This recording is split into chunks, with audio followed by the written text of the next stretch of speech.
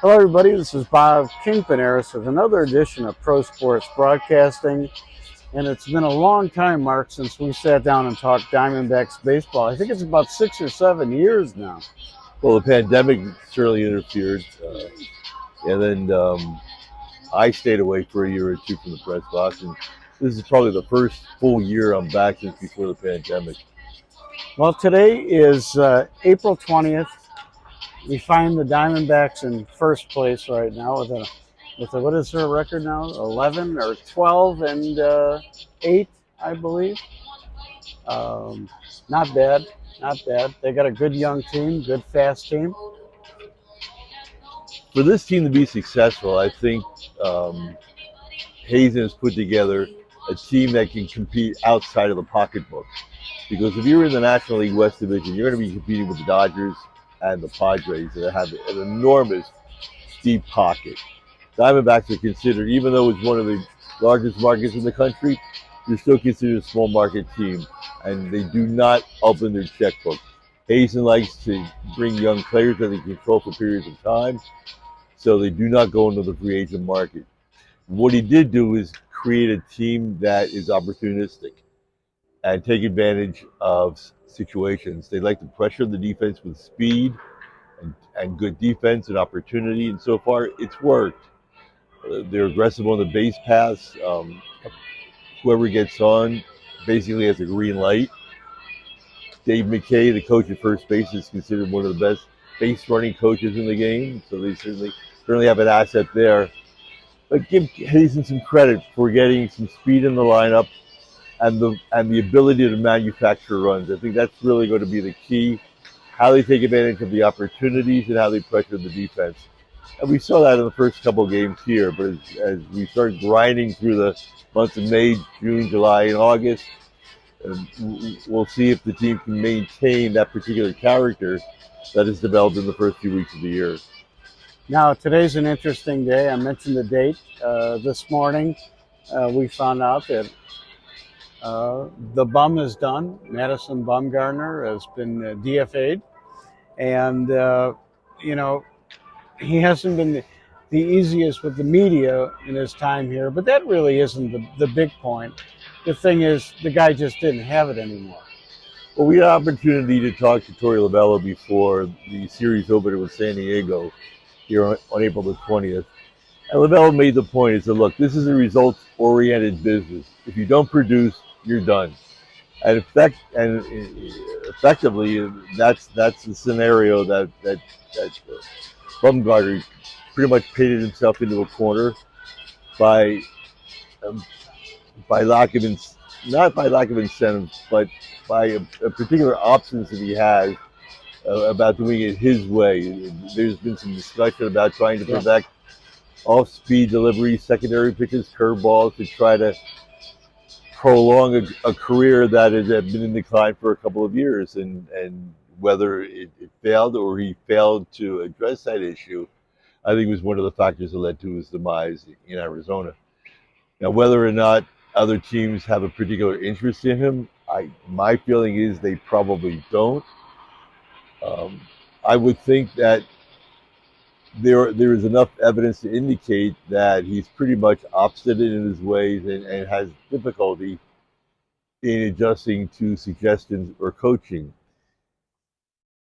Go back to the very first outing of the spring, March the 6th against Cleveland in Goodyear, and he exhibited some of the characteristics right in the first outing that has persisted through spring training and here until his demise in the desert. He's walked more than he has struck out. Right. His velo or velocity is constantly under Right. 90 miles per hour, and his location is pretty much center of the plate.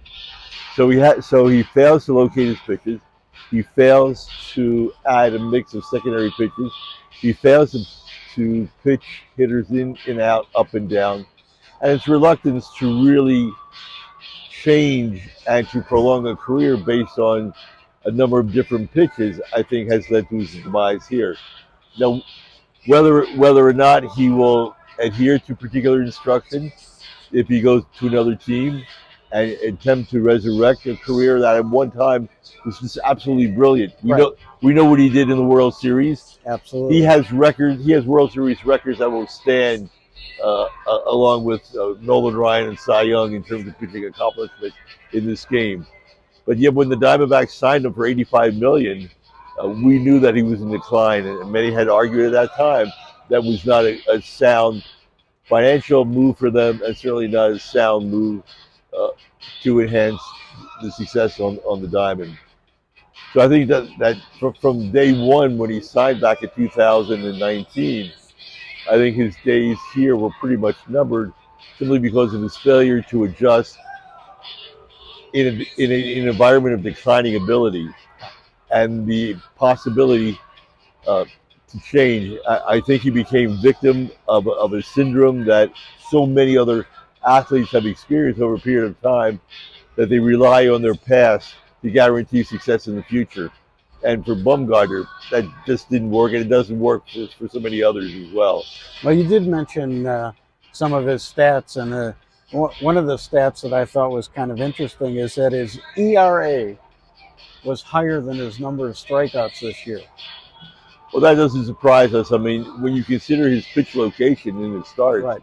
especially in his last start on Wednesday afternoon in St. Louis, where he had absolutely no location. And if you're 87, 88, 89 miles an hour, major league hitters are just going to jump on you, and that's what happened. I mean, you're right. He had 4 starts in Arizona. He was 0-3 with a 10.26 ERA.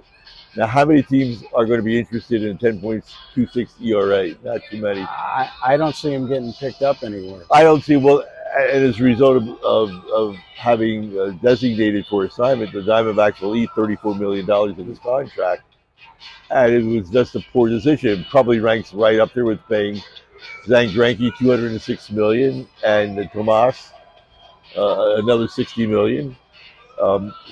Sometimes things work out, but when you rely on veteran players in decline, like Bumgarner was when he signed, you really roll the dice, and the Diamondbacks, I think, paid dearly, both in the pocketbook and on the diamond, for the decision that they made. Right. And what I've said for a while now is, if you're going to go young, right? And they did bring in, and they do have a veteran player in Longoria who's been, I think, decent for the team so far. The thing that I didn't like about Bumgarner is that he was kind of a hothead. And you know that personally firsthand by asking him, well, I don't even know what the question was last year, but I know that you reported on it. I had a little bit of a run-in with Bumgarner. We love the media. Early last season, it was a Sunday afternoon game right here in Chase Field against the Mets. So we were going to talk to him after the game, and I had written something about Bumgarner's declining ability during spring training, and it was published early in the season. So apparently he read it, or a family member read it. And so I went to ask a question, and he turned around with a finger and he said, "Mark, by name." And athletes normally do not address reporters by name, but with a finger, "Mark, shut up." And he turned around. Somebody else asked me a question.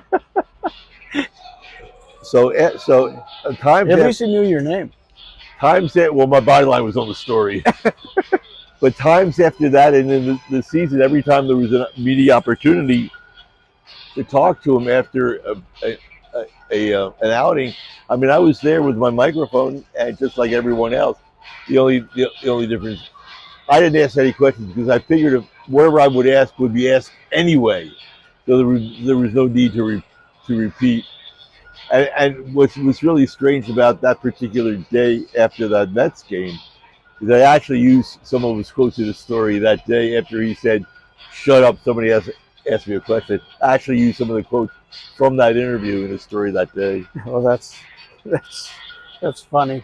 But that's Bumgarner. We know what he did on the field, and I talked about that before.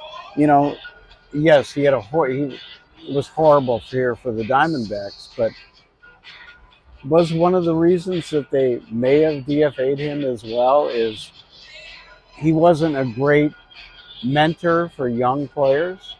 I mean, he gets into fights or whatever all the time with different players. And is this the thing that you want to teach your kids? I mean, I wouldn't even want my kid around him.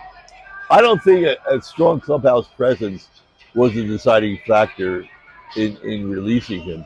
It was simply his production on the mound. And LaMelo uses a favorite quote all the time: "We're here to win baseball games, Right. and if you're not here to help us win baseball games, then you have no value." And so, yes, there would be. It's an added dimension if you have a strong character in the clubhouse. You mentioned Longoria is definitely one of them, Right. and uh, others as well. But I don't think having a particular character or a dimension of character was is an important characteristic in terms of the overall evaluation of a player. In Bumgarner's Right. case, he failed miserably to help LaMelo win baseball games, and as a result, if you can't do that, then we have no need for you, and hence the announcement made today. And Torey Lovullo.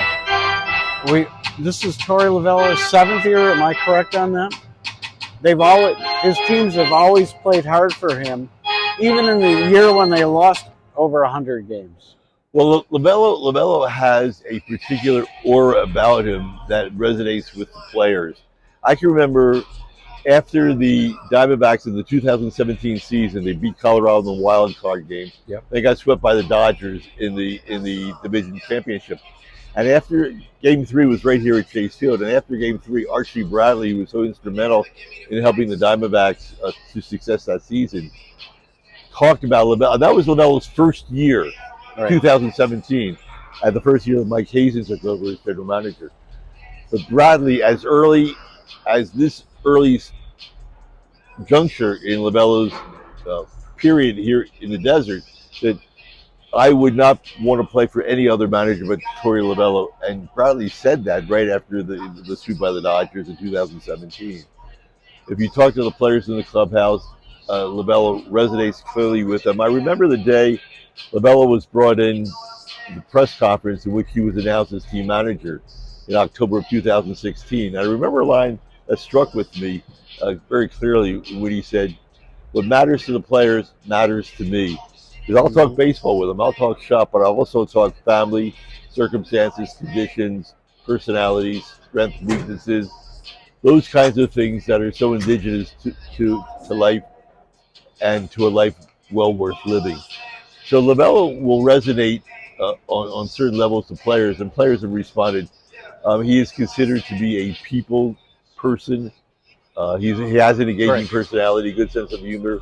He'll banter with the media when he comes in from time to time, and so that snippet of personality flows into the clubhouse as well. And so players do respond to him in a very positive way. We'll wrap it up with this question: where do you think this team goes this year?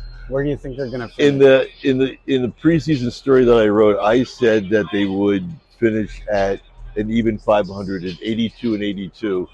And it would be enough to salvage an extension for 1 year for LaMelo for 2014. Because remember, when he came here in 2017, he signed a 5-year contract, right. and the subsequent last 2 years, there's been 1-year deals. So he's living on borrowed time right now.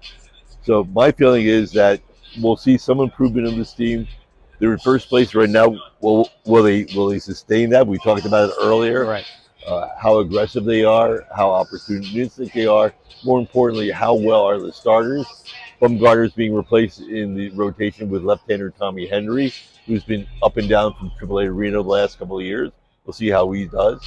We can also bring in Brandon Puff, right. which was lights out during spring training.